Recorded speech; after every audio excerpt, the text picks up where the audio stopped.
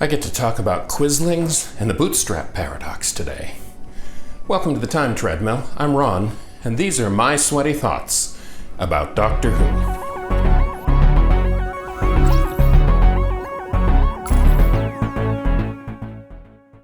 I've talked before about how Doctor Who was created to be an educational children's program, alternating between science fiction and historical stories to engage British children and teach them about history and about principles of science and those sort of things. And to that effect, there are several things that I learned as a child from watching Doctor Who that I never got anywhere else. Maybe that's my own personal failing. But today's story was a word that I had never heard before until I read the novelization of Day of the Daleks back in 1979, 1980, somewhere in there. I would have been 11 years old, I think. And that word was quisling.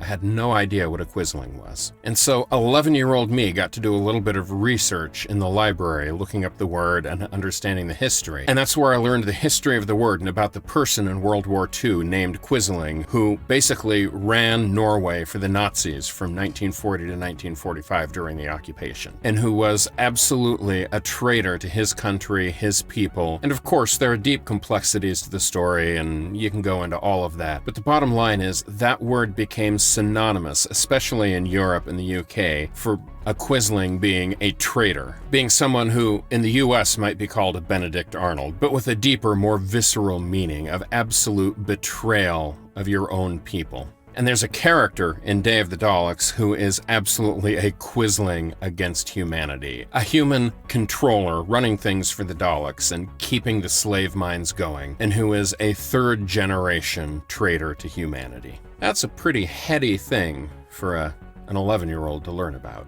And on top of that, at the same time, I gained my first experience with the bootstrap paradox. You see, the core story of Day of the Daleks surrounds a peace conference in late 20th century in the UK. And time-traveling guerrillas from the future, that's guerrillas as in military rebels, not as in ape people. Although the story does have ape people, the Ogrons, but that's another thing. In any case, time-traveling guerrillas are sent back to that peace conference to murder the man who caused the world to fall into war and chaos and ultimately fall into the hands of the Daleks. By the climax of the story, we discover that the history books were wrong. It was not that politician who caused it. It's in fact one of the actual soldiers who was sent back in time to prevent the event, who detonated a bomb, killed all the politicians, and triggered the war. So in other words, these time-traveling soldiers are going back to stop an event that caused the terrible future, but they are in fact the cause of the event they're traveling back in time to stop. And therein lies the paradox. There is no inciting event outside that loop. And again, that's a pretty commonplace concept in science fiction. Comes up all of the time. But for me, as an 11-year-old encountering that for the first time, that was one of the core concepts that hooked me into Doctor Who right from day one. Remember, Day of the Daleks was the very first Doctor Who book I ever read, and that whole concept just absolutely stuck in my brain.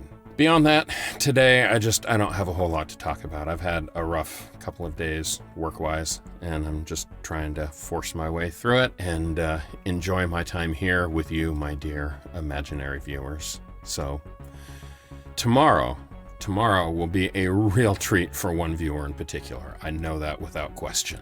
So until then, stay home, stay safe, be kind, be patient, and I will see you tomorrow.